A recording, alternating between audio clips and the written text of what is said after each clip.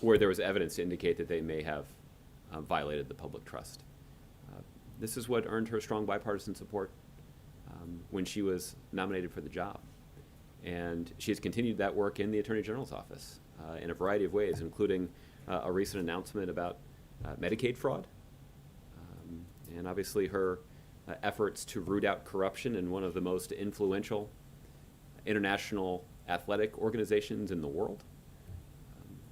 So she certainly understands that investigations should be conducted free of political interference and consistent with the facts. Investigators should be guided by the facts and by evidence, and that's ultimately what should support their conclusions. And she's made clear that that's the expectation that she has for the way that this investigation should be conducted. The president's made clear that that certainly is consistent with his expectation about how this should be handled. So that's, I also think that's consistent with the American public's expectation about how this should be handled. Well, but given that, Josh, Mm-hmm. is the White House concerned about even just the appearance of political influence because of that meeting? Well, listen, I'm not going to second guess the way that this investigation should move forward or should be handled. I'm not Again, asking about the investigation. I'm asking about the meeting between Attorney General Lynch and Bill Clinton. yeah, well, I wasn't there for the meeting, but the Attorney General was. She was asked a direct question about it, and she answered it. So, again, I think that's consistent with everybody's expectations. My question is about the appearance that meeting created. Well, I guess what I'm suggesting is that she was asked about it directly, and she answered the question directly about what exactly transpired. And so, she's spoken to this. I don't have any insight into that meeting. I also don't have any insight into the investigation. But the president's view is that this is an investigation that should be conducted free of any sort of political interference. And the Attorney General has indicated that that's exactly her expectation as well. Okay? Michelle? Thanks, Josh. Are you saying that the White House feels that it's fine that she had this meeting with Clinton? There's no problem with it? I think what I'm saying is that the president believes that this principle of protecting any investigation from any sort of political interference is critically important. The rule of law is paramount, and people should be judged by the rule of law without regard to their partisan affiliation or their political standing. And that is a principle that's worth protecting. It's a principle that both the president and the attorney general are committed to. So you said that she answered questions about it, but Mhm. I mean, I don't know if there's any question of impropriety. I mean, who would stop at just asking the person who was involved in that, or if a mistake was made? So does the president have a question for her about this meeting? Well, I haven't spoken to the president about this particular matter, but again, the president's expectation is that this is an investigation that will be guided by the facts, not by politics. And we've been gratified to see other senior officials at the Department of Justice, including the Attorney General and the FBI Director, indicate that that's a priority for them as well. And you just talked about how important it is for people to see things being handled properly so that there is no erosion in public confidence. But Democrats today, some are also saying that just the optics of this, that they should have known better. That, I mean, you're talking about that potential of erosion and confidence. Doesn't this have the potential to do that as well? Well, listen, I think, again, I think what should give people confidence is the 30-year career that Attorney General Lynch has in keeping the public's trust and making sure that she continues to be an effective advocate for the rule of law and for the fair administration of justice. She's done that throughout her career. She's done that in the Office of the Attorney General. And again, when it comes to appearances, she was asked very directly about the meeting, and she answered the question very directly. So for what impact that may have on the investigation, I'm just not going to comment on that because I don't want to be in a position of second-guessing an investigation that, quite frankly, I haven't been briefed on. But we're not talking about the investigation itself. We're talking about... Well, I think that's the question that you're raising, is what potential impact does this optic have on the investigation? And Again, I'm not going to raised- talk about it. You raised the appearance which could lead to an erosion of public confidence in that process.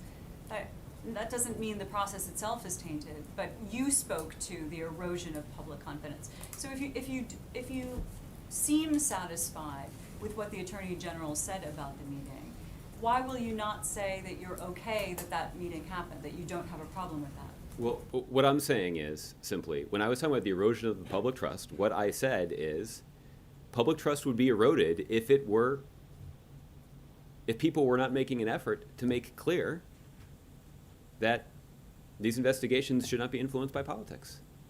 And the Attorney General, the Director of the FBI, other senior officials at the Department of Justice, and the President of the United States have all indicated that the rule of law is paramount, that people should be subject to the rule of law without regard to their political standing or their political party or their poll numbers. That is a principle that we should all subscribe to. And the President and the Attorney General and the Director of the FBI all do. Just to be clear, you're not saying then that the President and the White House is fine with this meeting having happened the way it did? Again, I did not attend the meeting, but Attorney General Lynch did, and she's spoken directly to how the meeting came about and what was discussed. We are talking optics here, though, not the content of that meeting. Just the optics themselves. I hate that word, but that's what everybody's talking about. Yeah. So the appearance, you're okay with the fact that this meeting has raised that question?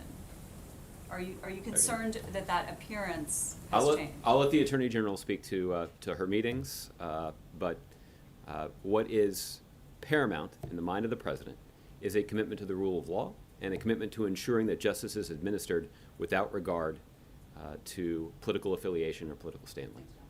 Okay, Justin. I'm wondering, after some of the information that's come out in the last 24 hours, if the U.S. is any closer to making a determination on who's responsible for the terror attack in Turkey yesterday, or 2 days ago. Yeah, listen, this is something that the CIA director has talked about. I don't have any new information to share or an additional updated intelligence assessment to offer from here. But when Director Brennan was talking about this yesterday, he indicated that this attack, quote, bears the hallmarks of ISIL's depravity. I think that's an indication of what the intelligence community has assessed thus far, but I don't think that is obviously that is not a definitive analysis. U.S. officials are certainly using all of the information and all the tools at our disposal to learn as much as we can about this particular situation. Useful information we will readily share with our NATO allies, the Turks, as they conduct this investigation. So I don't mean to leave you with the impression that we're not interested in it. We are quite keenly interested in understanding exactly what happened. But this is an investigation that's being led by the Turks, and we stand with them as they conduct this investigation and take the steps that are necessary to safeguard their country and their citizens. Given that, and given that the Turks, I think, have leaned even harder into the possibility that ISIS is responsible for this, I'm wondering if in the conversation between Presidents Obama and Erdogan, there was any signal from the Turks that they were going to intensify their efforts against ISIS. That's obviously been a point of some tension between the two presidents, and so I'm wondering if you're expecting sort of additional actions by Turkey. Well, I don't have any additional actions to preview or additional details from the call to share. What I will just reiterate is how important a role the Turks have played in our counter-ISIL coalition. And that is everything from taking steps to more effectively close their border with Syria, to giving U.S. and coalition military pilots access to military installations inside of Turkey that makes our military operations against ISIL in Syria more efficient and more effective. So Turkey's played an important role. They're a valuable member of our counter-ISIL coalition. You'll recall that it wasn't that long ago that all of you were asking me rather pointed questions about why Turkey wasn't more involved in our efforts against ISIL. And since that time, we have seen the Turks become more active, more cooperative, and more effective in supporting our efforts to degrade and ultimately destroy ISIL. If I could turn to the campaign, obviously we heard the announcement yesterday that the president's going down to North Carolina. I'm wondering if you could talk a little bit about the significance of North Carolina as the first stop, and specifically, I guess, if it's an indication that the president, Hillary Clinton, and Democrats are now kind of playing offense instead of defense. She's going to a state that he won once, but is traditionally a Republican state, versus Wisconsin, which is kind of a Democratic stronghold. Yeah. Well, listen, for the electoral strategy of the campaign, I'd refer you to the Clinton operation. They can obviously speak to this in much more detail than I can. I think there are some relevant facts that I'm happy to point out, which is that the president in 2008 did win the state of North Carolina. He was the first Democrat in some time to do so. Obviously, the president decided to hold the Democratic convention in Charlotte, North Carolina in 2012 when he was running for re-election. It's an indication of the kind of political support that the president retains in that state. So he obviously is proud of all that support. But how this factors into Secretary Clinton's campaign strategy, I'd refer you to her operation. Lastly, I just wanted to parse one more bit of the president's remarks yesterday when he was talking about politicians. It was during his sort of sermon on populism and The self-described rant. yeah, and he said, you know, some of the policies or positions that have been forwarded, presumably by Donald Trump or Republicans, weren't nativism or xenophobia. It said it wasn't populism, but nativism, xenophobia, or worse. And I'm wondering what that worse is. I think pretty obviously it is racism, and so if the president believes that these policies are racist, why he won't just say that, or if you will say that you believe Donald Trump's policies are racist. Yeah. Well, look, I think the president's words speak pretty clearly for themselves. So I don't think I'll elaborate on them at great length. The president also noted that this kind of rhetoric was rather cynical. And the reason he used that word is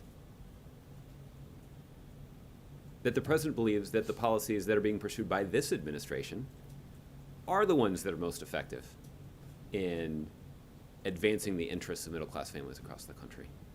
And the president spoke at this at some length as well, in terms of, you know, our efforts to regulate Wall Street, to reform the healthcare system to ensure that more Americans would have access to quality, affordable health insurance.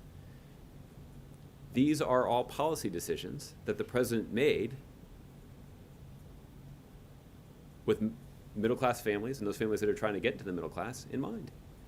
He made these decisions and set these as priorities with the American people in mind, even though those kinds of steps have been regarded with some controversy by those at the top, by those with the most influence in Washington, D.C., by those with the most influence on Wall Street. You might even call them the elite. That's why the president believes it's cynical to suggest that opposing those kinds of policies is somehow in the best interest of the American people. It's not. And so for somebody who ran on a campaign platform that was rooted in hope, labeling something cynical, I think should be viewed as a pretty Is the implication here that harsh criticism. Sure, that they're cynical for forwarding policies that would help elites, or is what you're really saying the use of racist language the president believes that Donald Trump is using racist language cynically for electoral gain, but is not perhaps actually racist? I'm trying to... No, the cynicism, what I'm trying to say is the cynicism is rooted in the idea that there are people who have opposed for political reasons policies that this administration has put forward that have obviously benefited the American people. 20 million Americans, 20 million more Americans have gotten access to health insurance coverage after the Affordable Care Act went into effect. our economy has grown significantly and become more stable after Wall Street reform went into effect. These are just two examples. There are many others. The president cited the auto industry yesterday as another example of this. Again, these are all policies that were opposed for partisan reason by Republicans,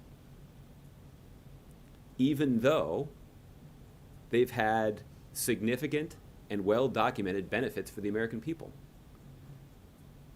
So for partisan reasons, to oppose those policies and put forward alternatives. Republicans haven't really put forward alternatives, but to say that they're opposed to those policies because they're populist is cynical. It's also just not true. And I think that is the point that the president is making. There are plenty of other people who have raised concerns about what others have described as racially tinged remarks on the campaign trail. Those are other people's words. It's not a word that the president chose. So I think the president chose his words, as you noted, quite carefully. Okay. Jordan. One more on the president's rant yesterday. Okay. He named himself as a populist. He named Bernie Sanders as a populist. He did not name Secretary Clinton as a populist. Does he believe that Secretary Clinton's a populist? And I'm wondering why her name was left out of there. Well, I think the point is, I think the point that the president was trying to make is, again, when it comes to a fair evaluation of the policies championed by this administration and the impact they've had on the American people, I think the president is suggesting that people who are looking to apply the populism label could fairly apply it to the administration based on the fact these are policies that benefit the American people, even though they were harshly criticized by the elite. I think that's a pretty fair analysis of what's been happening. And the point is, the reason that the president cited Senator Sanders is there are several instances or policy areas where Senator Sanders recommends going even farther.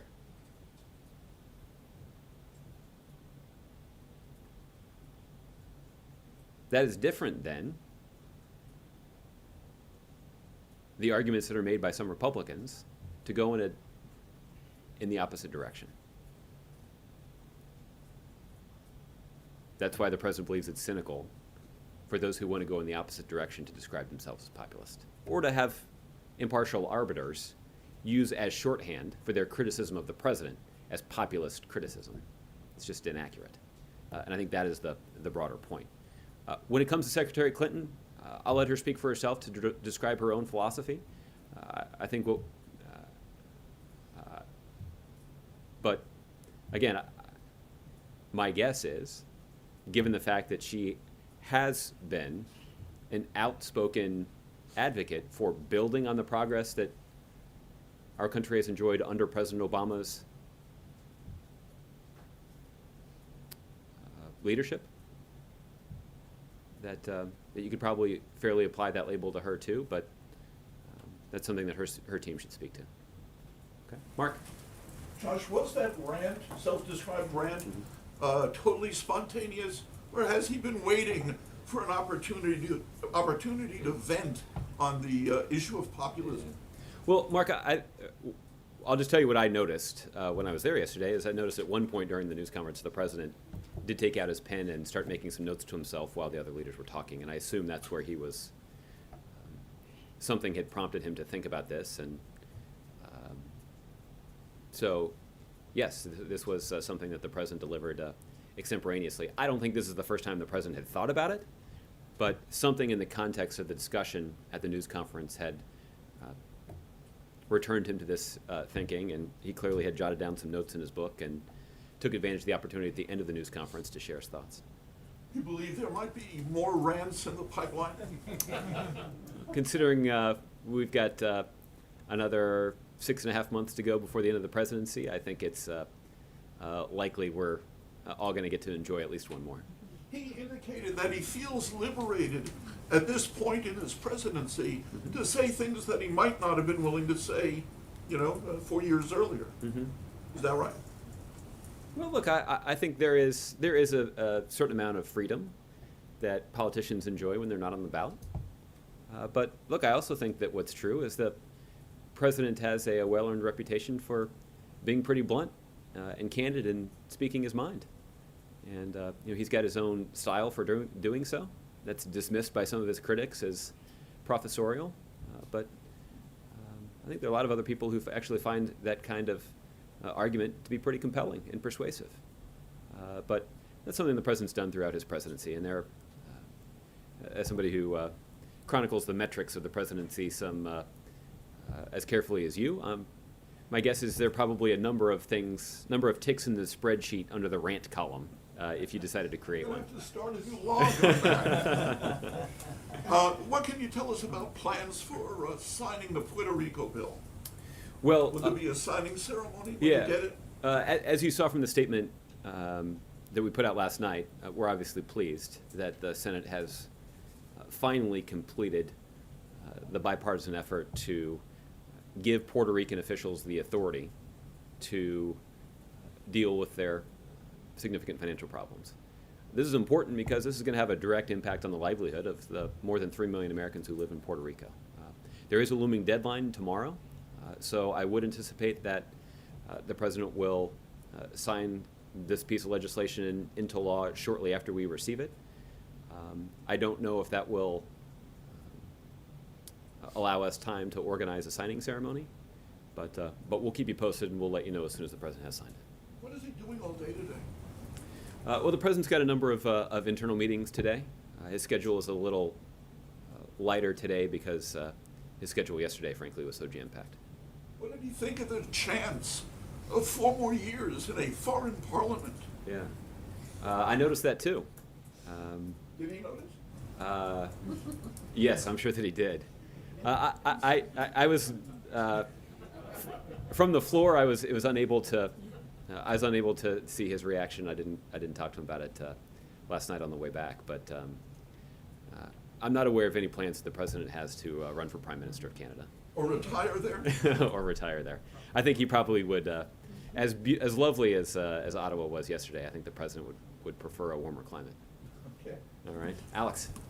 Yesterday, the president pushed back when reporters asked him to weigh in on politics and asked President Nieto and Prime Minister Trudeau, and he said that it wasn't when he's abroad, it's not his job to weigh in on domestic politics. But the president himself gave what you said, that self-described rant, and then during his speech to Parliament, he talked about the need not to rebuild walls. I mean, didn't the president himself bring American politics into the fore? Look, I think the context in which a lot of these questions were asked yesterday were about a broader question about the sentiment of the electorate, not just in the United States, but around the world. There are questions that have been raised about what does the electoral climate in the UK around the Brexit vote say about popular sentiment in the United States and voter sentiment in the United States? It's an entirely legitimate question. Yes, it has an impact on the 2016 election, but it also has a direct impact on American values and the kinds of things that the president's been fighting for the last 7.5 years that he's been in the White House. So,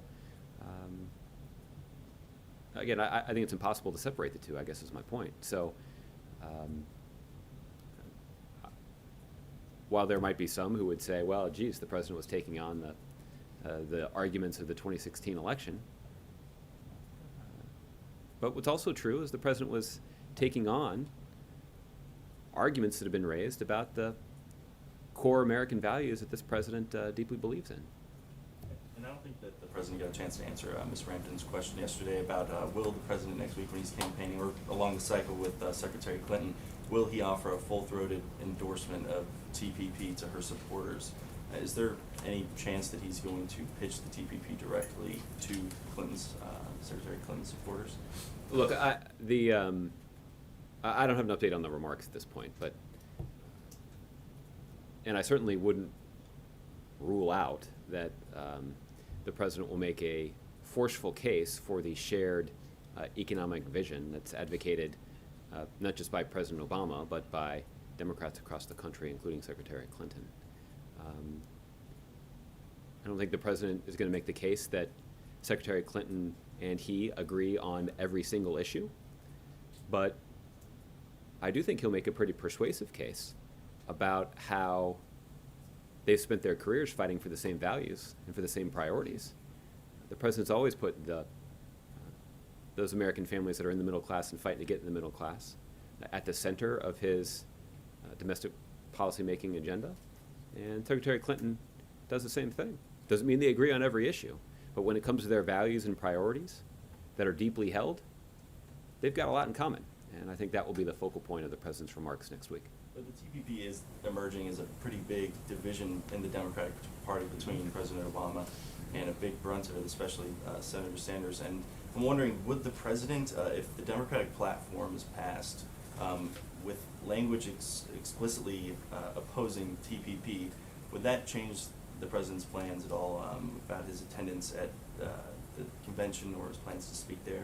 Well, you're asking me a hypothetical because the platform hasn't been finalized yet, but I don't anticipate at this point any changes to the president's plan to participate in the Democratic convention. Okay, Ron.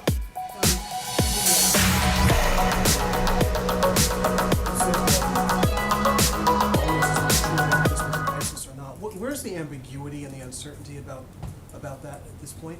Well, I think what I'm relaying, Ron, is just that there's an intelligence assessment that's still being conducted. We're trying to learn as much as we can about what exactly happened and the individuals who were responsible for this terrible terrorist incident. I just don't have a lot of insight to share about what we know so far. Right, and in the interim, where there's this uncertainty, is it safe to say that there has not been an American U.S. response to to what's happened directed at ISIS? Nothing has changed on the battlefield, if you will, out there? Or has something changed on the battlefield out there? Well, I guess that does provide a pretty good opportunity to start talking about what is happening on the battlefield. No, I mean, just in in the Iraq. last 48 hours or so since this attack happened, again, if you're in this process of still trying to evaluate what happened, has there been something has there been a response or not? Well, I think that we have seen tremendous progress that the United States and our coalition partners are making against ISIL in Iraq and in Syria. And there was the announcement earlier this week by the Iraqi central government that they had succeeded in driving ISIL fighters out of Fallujah. This was a large priority of the coalition, and in part because of its proximity to Baghdad. And this is an operation that was more successful and went more swiftly than I think most experts had predicted. And All that was pre-Istanbul. well, again, this has been a long planned effort, and the success was announced on Monday. And then there were the other thing that has happened as Iraqi security forces were working to clear Fallujah. The United States and our coalition partners identified a large convoy of ISIL vehicles in Anbar who appeared to have recently left Fallujah. And it allowed the United States and our coalition partners to carry out strikes against those vehicles that resulted in, we're talking about two different convoys, but a total of more than 150 vehicles being destroyed. So that, I think, is a pretty substantial indication of the kind of pressure that ISIL is under and the success that we're having in developing targets and acting against them in short order in a way that's having a material positive impact on the fight against ISIL on the battlefield. What about the reports that the United States and the Russians are going to cooperate more deeply militarily in Syria specifically? Well, Is that true? I think what has been true for a long time, Ron, and this was actually even true before the Russian military buildup in Syria last fall, is that we talked a lot about how there was an opportunity for Russia to more effectively work with the United States and our 65 coalition partners to go after ISIL and to go after extremists in Syria. That's been true from the very beginning. The reason that opportunity has not been capitalized on is that Russia has been far more focused on using their military might to prop up Assad than to actually go after extremists. And we've said all along that there's an internal contradiction in the Russian strategy. They claim that they're quite concerned about extremists inside of Syria, but the steps that they're taking to prop up the Assad regime and make it political transition more difficult makes it harder for us to deal with the extremist threat inside of Syria. So is there now, is something different now? Is there an agreement between the United States and Russia to cooperate militarily? We have not seen the Russians, and this is, again, I've been saying this for more than a year too, we have not seen the Russians demonstrate a commitment to using their military might against ISIL. Instead, they've been much more focused on propping up the Assad regime. And that is a problem for a variety of reasons, mostly because continuing to prop up the Assad regime makes it more difficult for the world to address the root cause of this extremist problem. So they've got this internal contradiction in their strategy that they have been unable to explain or resolve for almost a year now. So I understand the background.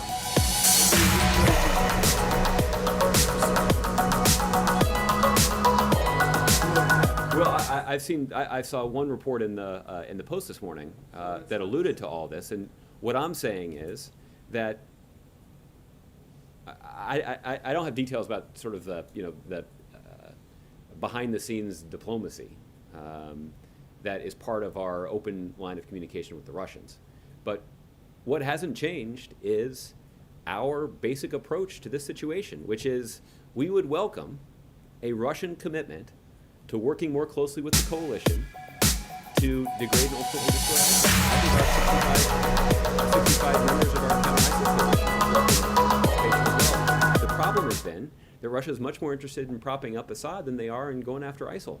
And until that changes, we've said it's hard to imagine coordinating our military efforts. Now, what we have been doing thus far is we have been deconflicting our efforts to provide for the safety of our military pilots primarily operating over Syria. But what has prevented us from being able to more effectively coordinate militarily is that what the Russians have been militarily doing is propping up Assad, not going after ISIL.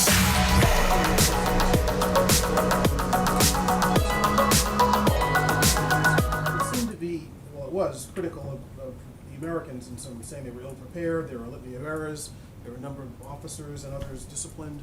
What's the White House reaction to that? The narrative coming out of that at the time seemed much more positive and supportive of the actions of the U.S. military in that context. Well, I think the immediate aftermath of this incident was the relief that we expressed about the safe return of our sailors. But what the Navy has said since that day back in January is that they were going to conduct an investigation to determine what exactly had happened. They briefed the results of that investigation earlier today, and I think there were a number of Navy personnel who were reprimanded for the way that they for their role in the incident. But for the details of all that, I'd refer you to the Navy. I haven't looked carefully at the investigation myself. I guess one of the concerns of it seemed to, the investigation, as I read it quickly before we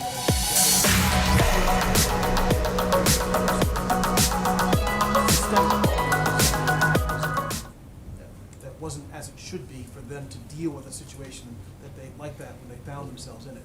It would suggest training, leadership, those sort of structural things, not necessarily what these individuals may or may not have done. Look, for any recommendations that the Navy has, I'm sure that they'll be carefully considered by policymakers at the Department of Defense to make sure that something like this doesn't happen again. But I'm just not aware of the substance of any recommendations they may have made. Okay. Kevin? Thanks, Josh. Mhm.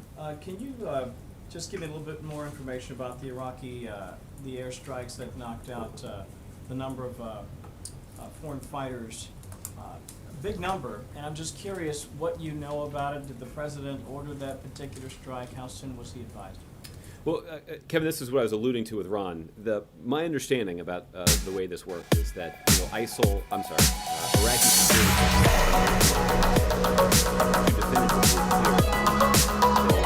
the Iraqis announced on Monday that they had retaken the city, and there was just an effort to complete the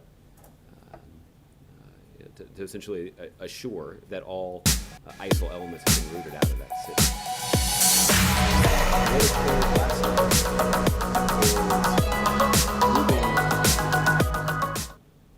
is that coalition military pilots detected the movement of two unusually large convoys moving away from the general direction of Fallujah on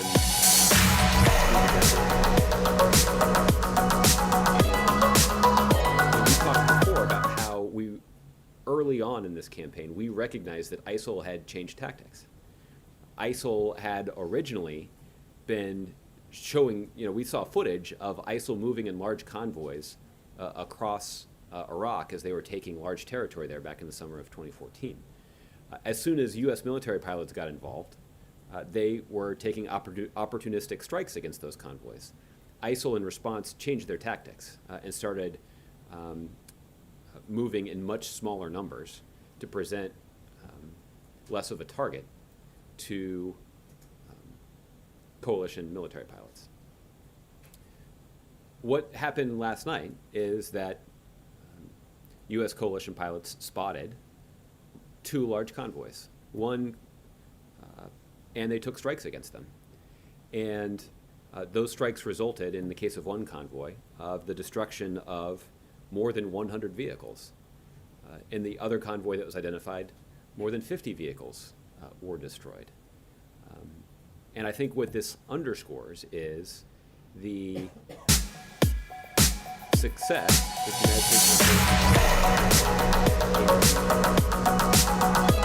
in integrating our intelligence and our military capabilities, being able to quickly spot these targets, identify them, and take action against them is frankly harder than I just made it sound. But it's something that now is clearly happening quite effectively in a way that is having a significant impact on ISIL. I think the other thing that's true is that ISIL is certainly feeling under more pressure, and that has been an important part of our strategy, which is to apply pressure to ISIL elements in a variety of different places simultaneously. And that's making it harder for ISIL to defend themselves. This is an example of why our efforts to expand the capacity of Iraqi security forces, to make sure that they're well integrated with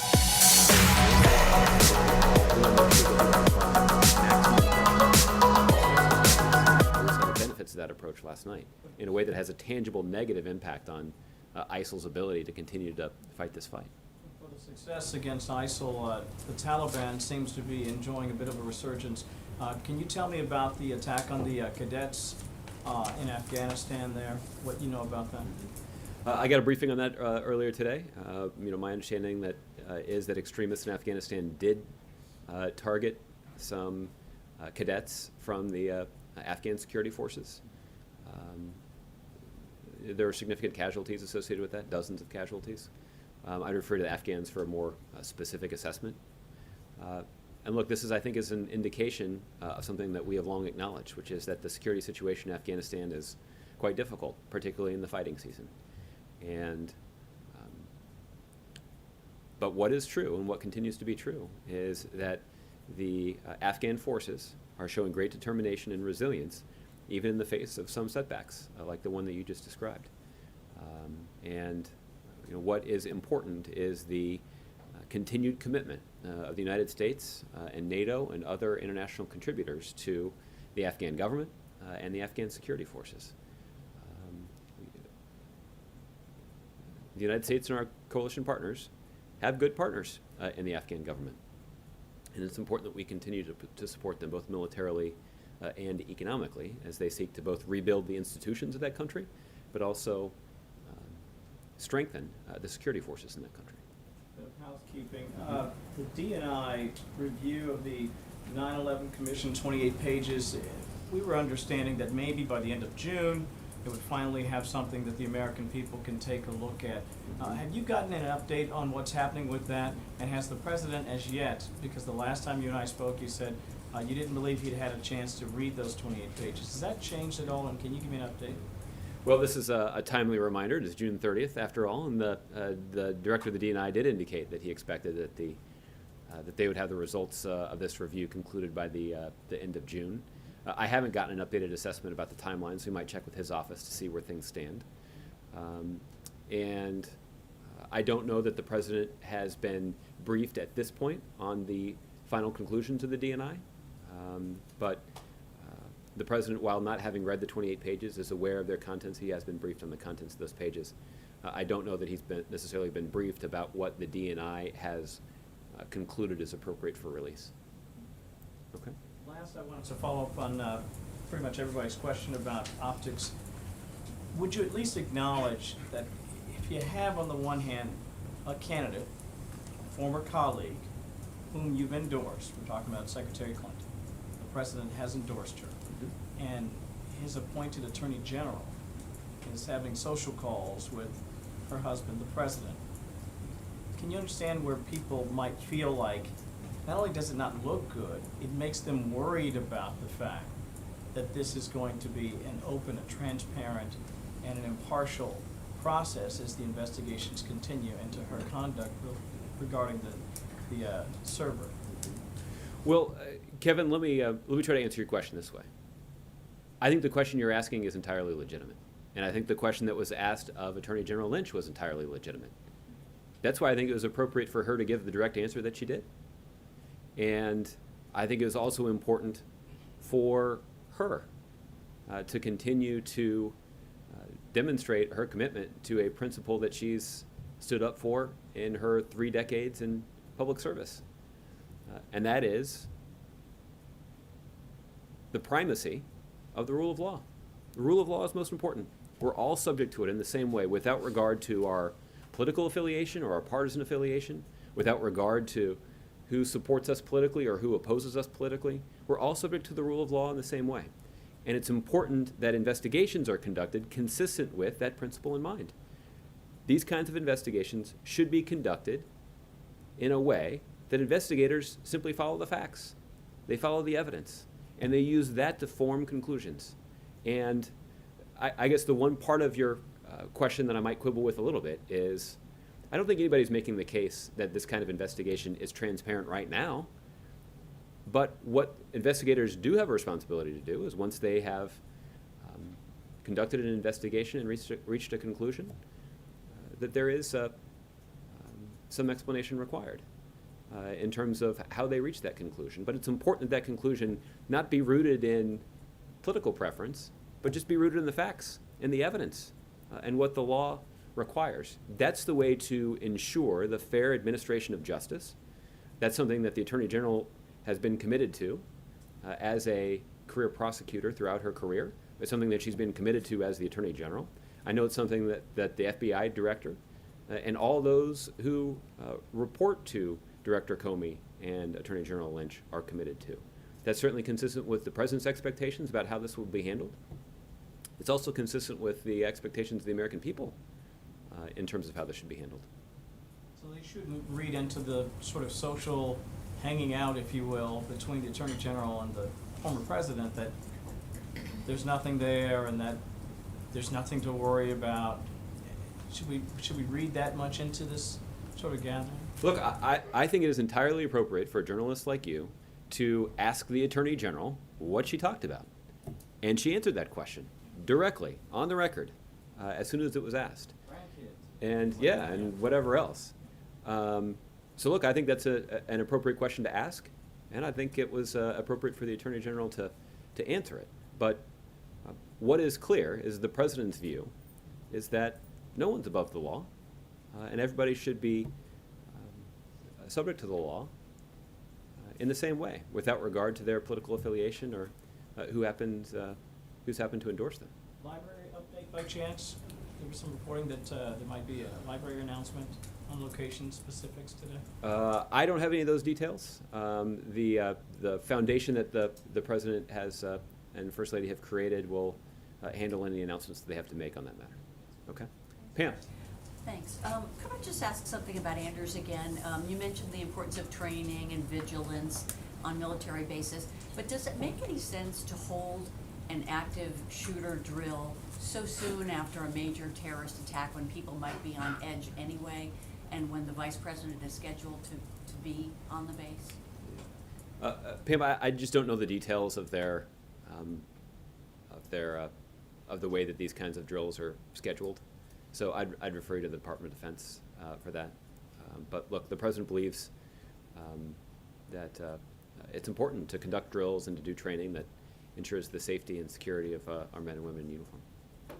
And on gun control, Speaker Ryan says that he's going to hold a vote on a bill to prevent suspected terrorists from buying guns. Does that give you hope that something like that might be able to pass if it's? Well, I think the details here are rather important.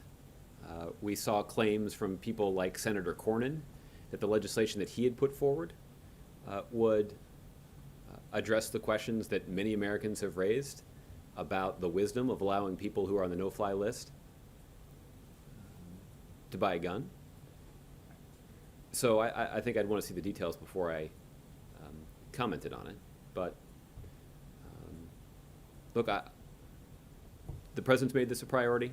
We've certainly been pleased to see congressional Democrats make it a priority. The president's view is a simple one. If it's too dangerous for you to board a plane, it should be too dangerous for you to buy a gun. And that I think is a pretty common sense notion, and it's something that we believe shouldn't just get a vote. It should pass and be sent to the president's desk so we can sign it into law. Do you think public pressure is now kind of moving in that direction on members of Congress? Well, I hope so. There's ample public evidence to indicate that a strong majority of Americans supports these kinds of common sense steps. They support these common sense steps because they believe that it's likely to make the country a little bit safer and it doesn't undermine the constitutional rights of law-abiding Americans. So it's a pretty common sense proposition. I'm not surprised to see that it's got strong public support across the country, not just a majority of Democrats, but according to some polls, even a majority of Republicans and a majority of gun owners support that kind of common sense approach to making our communities a little safer from gun violence. So, again, we'll see the details of what the House of Representatives is willing to consider. But this is a pretty common sense notion, and it's something that Congress should act on soon. Okay? Gregory. Thank you, Josh. Back in March, Lisa Monaco promised a report on civilian casualties by U.S. airstrikes in the coming weeks. That was more than 16 weeks ago. Can you give us any transparency on what's holding up that transparency? Well, obviously, what the national security team and the intelligence community is attempting to do is to break some old habits and bringing transparency to this element of our national security strategy and our counterterrorism strategy is difficult. But I can tell you that work is ongoing and has been ever since, frankly, even before Ms. Monaco gave the speech that you were referring to. That work is ongoing, and I would anticipate that we'll have some additional information about that pretty soon. Will there be just a report on casualties, or do you expect the president to issue any executive orders, presidential policy directives, any sort of executive action clarifying the rules of engagement to limit civilian casualties? I don't have any previews of the announcement at this point, but stay tuned. Is it fair to say, both with the report, but also with any potential executive orders, that the president is, in these last few months of his presidency, trying to lock in the default policy choices for his successor? For a Democrat, that means maybe making some tough choices and getting them off of her plate before she comes in, or for a Republican to sort of lock in a policy that the Republican president would have to. All right, everybody, I'm just going to lower this here. We do have a live aerials for you, courtesy of our very own Sky Fox, up in the air. And it's going to some very sad things right now. We have a fatal accident on 51 near Northern. That highway is shut down. Then the chopper will go to 13th Avenue and Southern for a serious wreck with 3 patients. and then the chopper will go to a shooting near 99th Avenue and Lower Buckeye. But first, we are at a fatal accident on the 51 near Northern. Highway is shut down. You could see the scene right there. Skyfox live up in the air right now.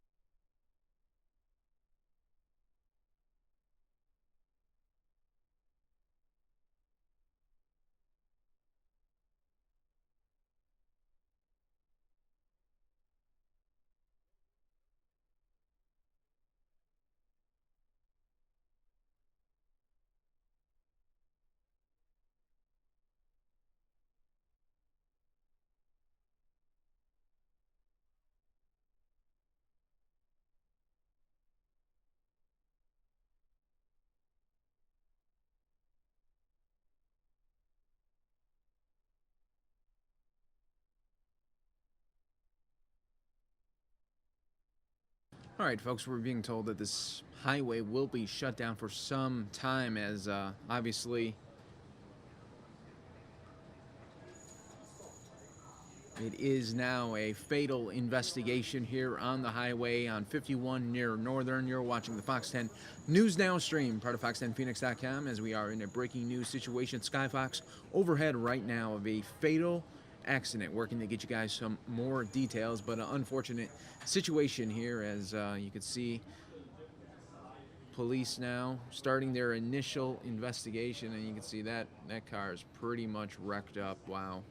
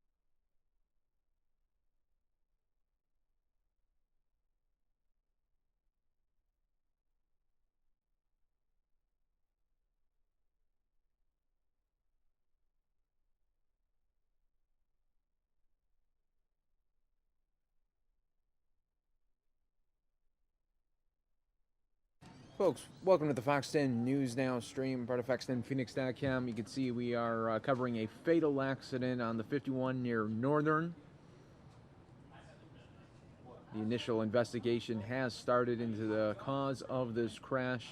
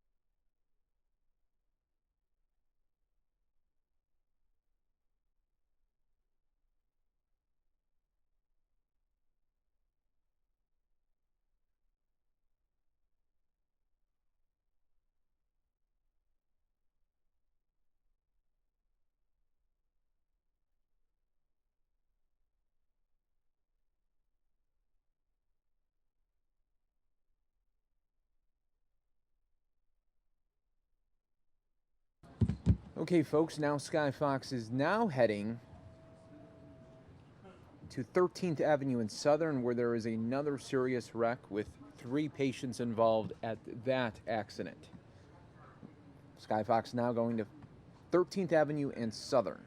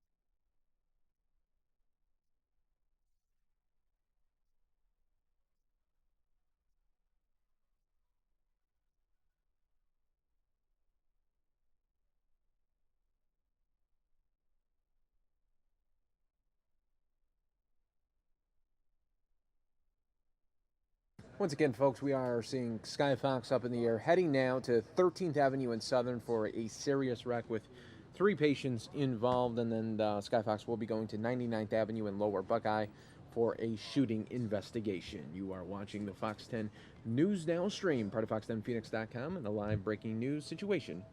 Skyfox overhead the valley.